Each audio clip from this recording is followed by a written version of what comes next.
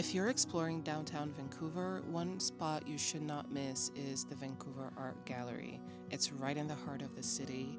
It has a mix of local and international art, but of course with a strong focus on Canadian and Indigenous artists. So the exhibits change often, which makes it great because there's always something new to discover. There is an information I didn't get on time and which could have saved me a few dollars, but you should know that the gallery is free for children under 18, and it is free for everyone on the first Friday of every month.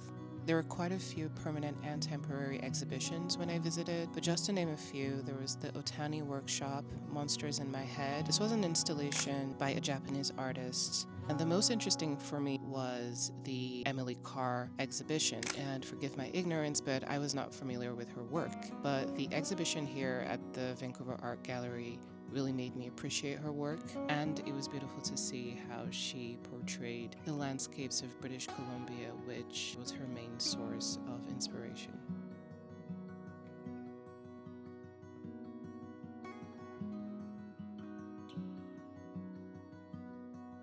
My second recommendation is outside of the city. I think it is a great option if you're looking to explore Metro Vancouver. I highly recommend making a stop at the Surrey Art Gallery. This is one of BC's leading public art spaces for contemporary work. I really enjoyed the gallery because the exhibitions were really perfect in showcasing the rich diversity in BC, and there were themes of community, technology, cultural identity, and I believe it's also home to one of Canada's most notable collections of digital and new media art. So whether you're into interactive installations or you're just looking for a quiet creative break a little bit outside of the city, I believe that this is definitely a place to visit.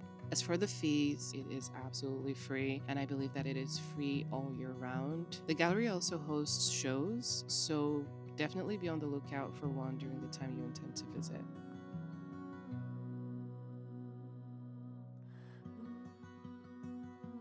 If there is one museum that you must visit in Vancouver, it is the Museum of Anthropology. This is one of the most important cultural spaces you'll see during your trip. It is located on the Vancouver campus of the University of British Columbia, so getting there is quite easy. You can just take a bus straight from downtown to UBC. I definitely recommend starting with this museum particularly as an introduction to the land because it is such a powerful space dedicated to sharing Indigenous history and culture, especially from the Northwest Coast First Nations. Inside, you will find high totem poles, carvings, and artifacts that tell centuries of stories about life on the land. And it goes even beyond BC and Canada. The museum showcases cultures from all parts of the world. One of the most interesting galleries for me was the Multiversity Galleries, which is this huge space with over 9,000 art and objects from around the world tucked into every corner of the room, quite literally, especially with these drawers that you could pull out and discover like even more artifacts. I initially thought it was going to take a few minutes, but with every corner that we turned, we realized that there was like so much more to see. So my only regret was thinking 2 hours would be enough and having to rush through in the very last minutes before the museum closed. So if you do not want to rush through, definitely plan for at least 3 hours because there's a lot to see and learn.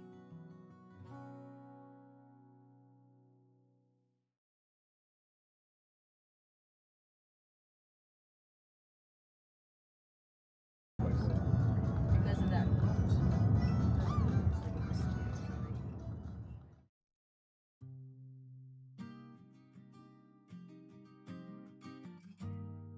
As someone who does not live in Canada, I am always amazed by how you can drive for 18 hours and still be in the same province. British Columbia and Canada in general is just huge. And that is why the best thing to do whenever you're in Vancouver is go on little day trips here and there, and that would already feel like a win. Sure, there are the classic destinations like Whistler or Squamish, but honestly, almost everywhere in BC is beautiful. And in just an hour and a half drive from Vancouver, you will get to Harrison Hot Springs, which is, to me, one of the easiest escapes from the city. It's a mix of mountain air, calm water, and just a very cozy small town charm. Most people come here for the hot springs, of course, but there's plenty more to do. We started with just a little stroll along the lakefront. The lakefront is lined with cafes where you can grab a coffee or an ice cream or something. Then we headed to the Harrison Lagoon, just basically relaxed and played on the beach, and we wandered around a little bit more and eventually went to get something to eat. So, as you can tell, we were not really in the mood for anything adventurous that day, but if you are, there's definitely a lot you can do. You can rent a kayak or a paddleboard to explore Harrison Lake, and obviously the mountain views of Harrison Lake are just incredible. There are also nearby trails. I believe there's a Spirit Trail. There's also the Sasquatch Provincial Park, and there are also boat tours that take you to coves and remote beaches. But in any case, no matter what you choose to do, there is one feeling you're going to leave Harrison with, and that is just a sense of calm and a feeling of peace.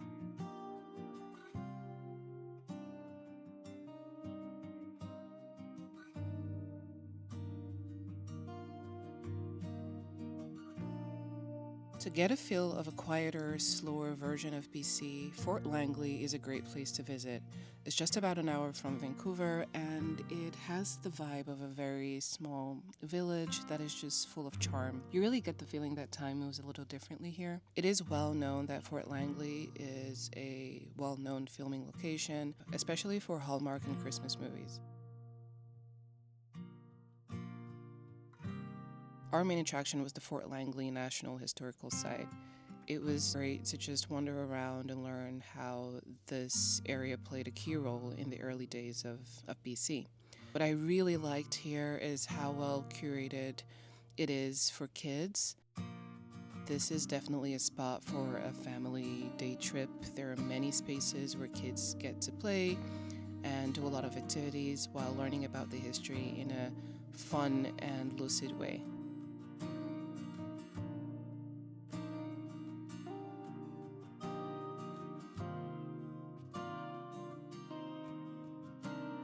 So if you want a slow day with family or alone where you just wander and enjoy the moment, definitely consider Fort Langley.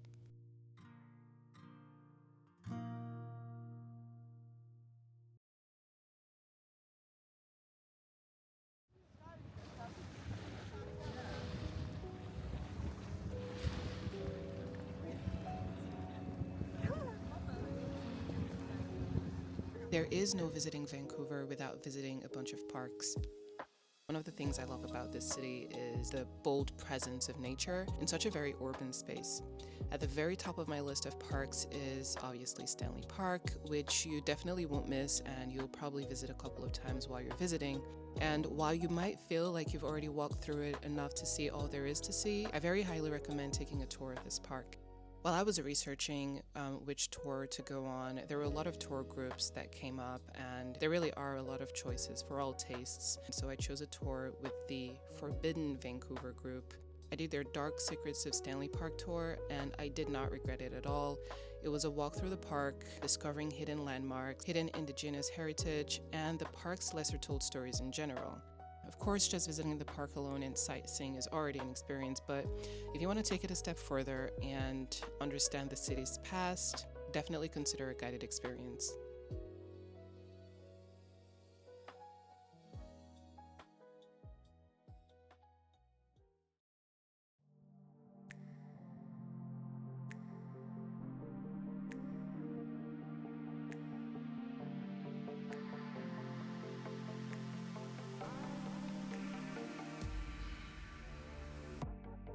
If you look up things to do in Vancouver, you'll most definitely find Lynn Canyon Park on the list.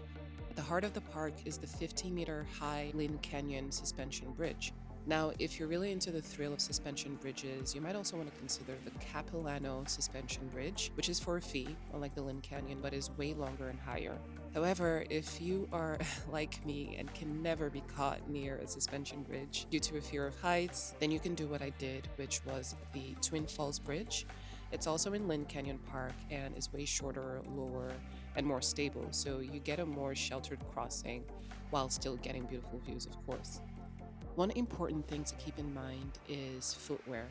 The trails and rock surfaces around Lynn Canyon can be wet, they can be muddy, and actually surprisingly slippery. especially when you're near the creek and the waterfalls. But even with sneakers, it's easy to lose footing easily, and shoes like sandals or Crocs are really not ideal. So proper walking or hiking shoes with, a good grip can make a big difference and help you enjoy the park safely. Beyond the bridges, there are also a lot of activities. You can go on walking or hiking trails, you can go swimming, you can have a picnic. And while sightings are not really guaranteed, there is definitely the possibility of spotting black bears. So Lynn Canyon Park is just yet another proof of British Columbia's connection to a nature that feels untouched, wild, and up close.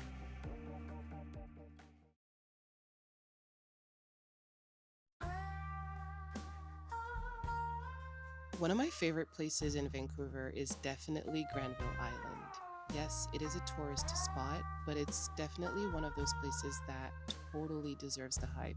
I initially went there to catch a play, which was The Mousetrap, which I totally recommend, by the way. It was at the Granville Island stage. As you probably already know, theater and film are such a big part of Vancouver's culture, and I'm really into the performing arts, so I wanted to see a stage play, and I did not regret it at all. Now, what I did not expect was having to learn a lesson about Vancouver traffic. What was supposed to be an 11-minute ride turned into almost an hour. So I showed up late, I had to switch my ticket to a later show, and that was what gave me the time to explore. So I started with the Granville Island Public Market, easily the heart of the island. It's got this amazing energy where you're in a big city in a popular spot, but it still feels warm and local, kind of like a small town indoor market. There are colors everywhere, food from every corner of the world, artisanal products, you name it. So I kept it simple. I grabbed a pie and sat by the waterfront enjoying the view and listening to live music. Another thing I did was take a water taxi because I'd never taken a water taxi in Vancouver before, so I figured this was the perfect moment. I hopped on one for about $5, and while the ride itself was short, it probably took like a minute or two, but that was just because I was heading to the next dock. So it was really quick, but it was still fun, I guess. But if you really want to make the most of it, I'd say grab a day pass and hop between the main Falls Creek stops. That's an easy way to explore by using a water taxi. All in all, Granville Island is the kind of place where you don't need a strict plan. You can wander, eat, watch a show, hop on a boat, and you will somehow end up staying way longer than you expected.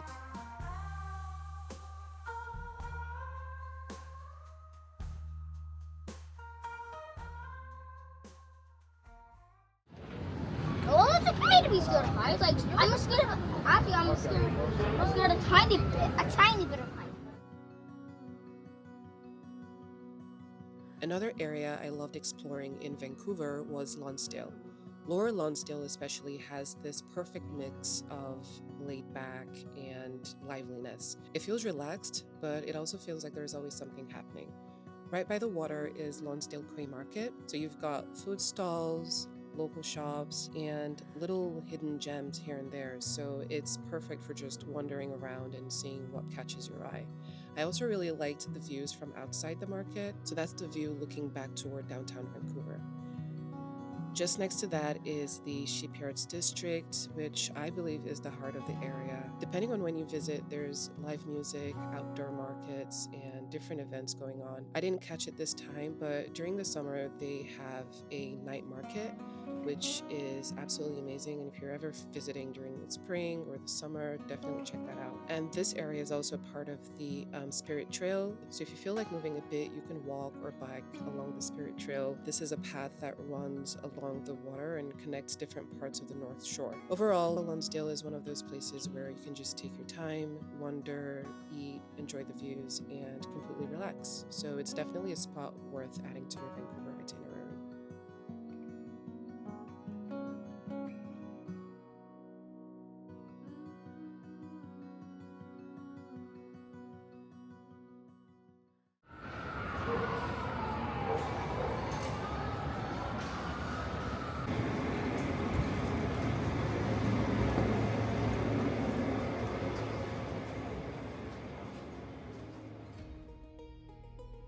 There's really no visiting Vancouver without visiting Gastown. This is where you'll find the famous steam clock, for example. And you're also just a few minutes away from the Vancouver Lookout, which is technically not in Gastown, but it's close enough and totally worth it for the views.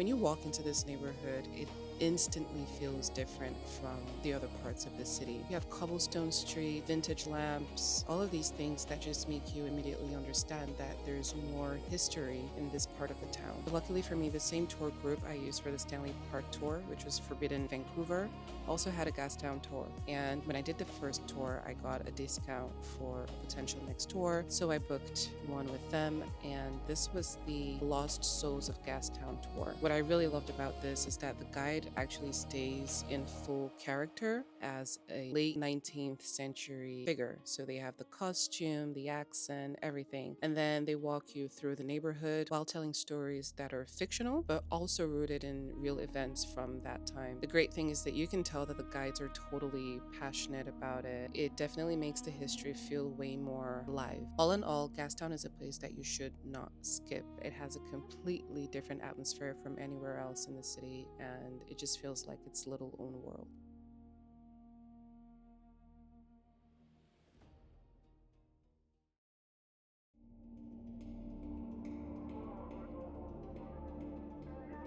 So there are a few other places that I got to experience for the first time while I was in Vancouver, and I absolutely loved them. So if you have the time to go to one or more of these places, you should definitely check them out. First on my list is a restaurant called Salmon and Bannock.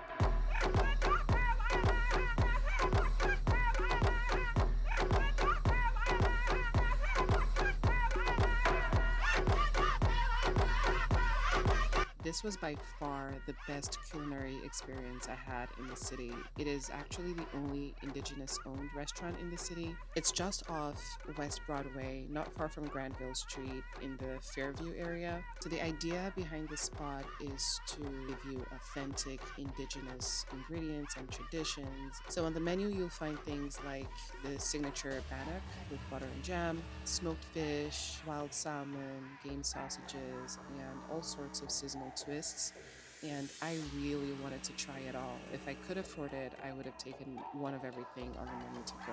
As a starter, I got the bison bone marrow, and it was my first time having bannock. I also really wanted to try the candied salmon, so I got that to go. As my main meal, I got the fish and rice, so that was wild sockeye with wild rice and vegetables. And then I got this homemade fizzy drink, which I can't remember the name, but it kind of reminded me of like a West African hibiscus drink. I loved the welcoming vibe. It didn't feel like just another restaurant. It felt like you were part of a shared table in someone's home. They were so welcoming, and the service was truly warm. So if you want to taste something truly unique to this part of the world, something you can't really find anywhere else, this place is absolutely worth adding to your Vancouver itinerary. Fun fact, they have another location at the airport. On my way out of Vancouver, I swung by Salmon and Bannock at the airport. It opened in 2022 at the Vancouver International Airport, and it's the first Indigenous-owned restaurant ever in a Canadian airport. Just a heads up, the airport menu isn't exactly the same as the original restaurant downtown, but it was fun. I still got my bannock,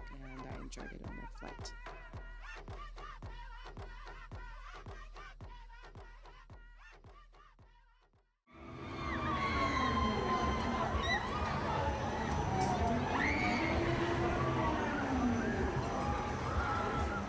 They are such things. Feed off your love, your energy, your enthusiasm. So make some noise. PME.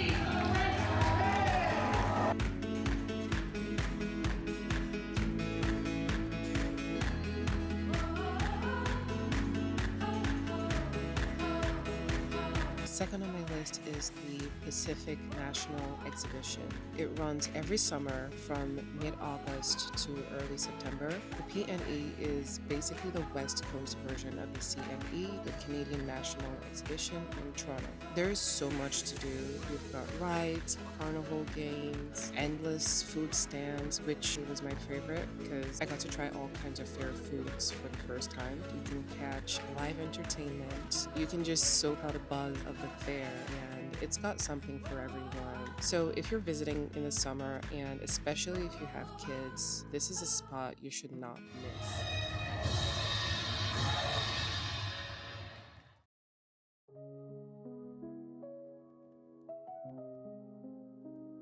As someone who likes books, there are two places that felt like a haven to me. First is the Vancouver Public Library. This is not at all a touristy spot, but whenever I had some time to just relax, I would just go into the library, pick a random book, and start reading. There's just something about a public library that makes you feel like you're part of the city. Then there is a bookstore that easily is now one of my favorite bookstores ever, McLeod's Books. If you love books, this is an absolute must. It quite frankly seemed magical. So beyond finding interesting books, it's an experience. Every corner of this place has a book tucked in somewhere. It just feels like stepping into a literary labyrinth.